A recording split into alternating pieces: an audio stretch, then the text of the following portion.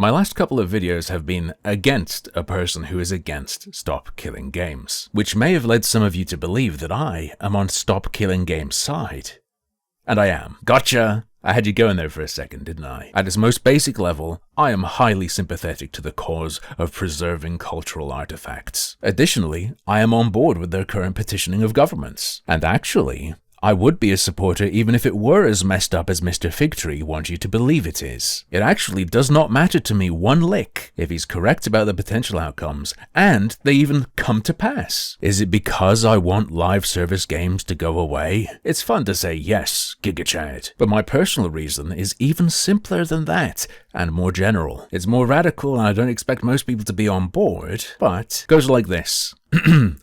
Not my problem. Developers, publishers, the industry. Ball's in your court. Whatever happens this time, you've been warned. If this doesn't succeed, as it's not likely to, it would be very easy to sit back, get complacent, thinking, well, that's it. Gamers blew their load. It's over. But as Pirate Software loves to say, that would be short-sighted and dangerous. Because there's another perspective that should be considered. I like to look at it like this. This is what happens when The Crew shuts down. Remember? That was the casus belli. That was the inciting incident of all of this. A nerd with a YouTube channel was bothered by that. And we ended up here. This conflagration came out of a few pencil shavings. Now water was poured on it, and the inferno may never have risen much higher than it is now. But if I were a representative of the industry, I would be shitting myself, especially since we're aware of corporate aspirations. You're already getting screwed, and they want to screw you as consumers as hard as they can. They will always push. Let me show you something that Ross Scott pointed out last year. Industry executives really want you to not have any sense of ownership of your games. Not so the state of things can be maintained, not so that the little guy will be able to keep making live service games, but so that they can further their ambitions. So that the shift to subscription-based models can continue. Stop Killing Games isn't disrupting a happy, settled state of affairs. It is a war against something that is getting worse. And if the industry keeps pushing, next time the flames of dissent rise, they won't be ignited out of a tinderbox. It will be a detonating powder keg. So, people working in, people concerned about the industry, what are you going to do about it? If the answer's nothing, gamers just need to shut up, then I have no sympathy, and I am certain that you will receive no mercy. One day, the wrong game is going to go missing, Netflix Lost Media style, and this initiative is going to look like a practical joke. The industry will get stepped on for real, and it will be your fault. There's only so much you can expect gamers to take. Game devs, tiny game devs, you've been pointed at the wrong enemy. You've been told, look out, these consumer rights advocates, they're trying to fight the big guys really, but it's gonna hurt you too, they need to be stopped. But stop and ask yourself, why are they fighting in the first place? And are they wrong? If your position is, don't defend yourself against blood-sucking vampires because the only methods that'll work will hurt me too, you can get f***ed. Sorry buddy, I don't know you. Why should I care? I'm gonna stake the damn vampire if I possibly can. And if the solution causes a lot of pain, if it goes too far and takes a long time to fix, maybe they'll remember that next time. There are already more worthwhile games to play in existence than I have time in my life to get through. I will not shed many tears for the hypothetical pixel shit MMO by Joe Blow developer that wouldn't get made because of overbroad regulations. And besides, silver lining to Pirate Software's apocalypse scenario, 1, a different game being made doesn't mean a worse game being made. And 2, you ever heard the saying, necessity is the mother of invention? When something has to be done, you'll often find it becomes a lot more possible suddenly. The industry is no stranger to this concept and they take advantage of it regularly. You say you can't afford 60, 70, 80, $100? Well, you're gonna have to. Oh wait, sorry, what's that? What?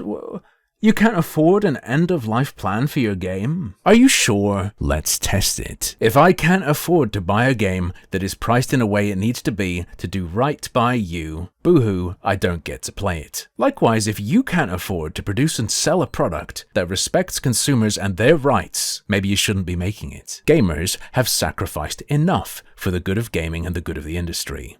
It's your turn. What we're paying goes up and up.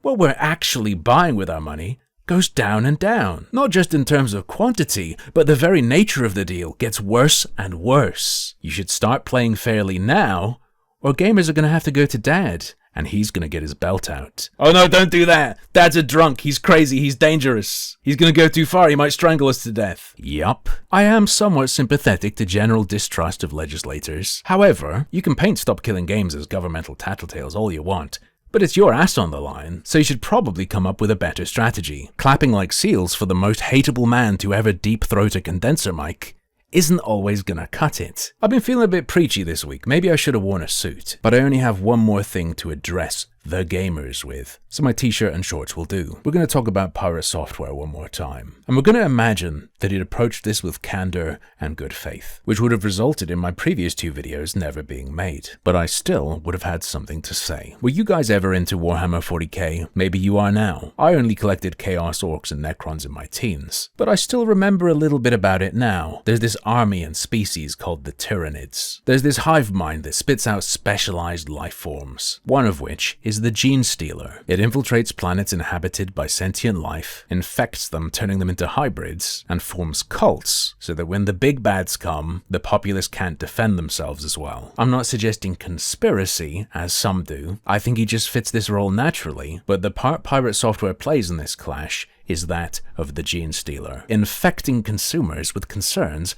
that are not their own, convincing them they have to be fighters for both sides before shots have even been fired, preparing you to accept less, preparing you never to go tooth and nail, persuading you even that you need to protect little devs. That's a responsibility consumers have, isn't it? Meanwhile, when the big boys come down, when blows are actually traded, you're going to be in a circle singing Kumbaya, while publishers, without hesitation or any consideration for you, try to mercilessly kick the shit out of anything you ever propose. The real monsters that'd be coming out of the shadows will be unburdened by any such infiltration. Oh, but they don't care about the little guy either, and they'll try to use anything you do to screw them as well. Brother, they're always going to do that anyway, just in ways that don't benefit you at all. They even take a big old chunk of the blame for this kind of thing happening. They know player sentiment. They know they're screwing you. They know what can happen.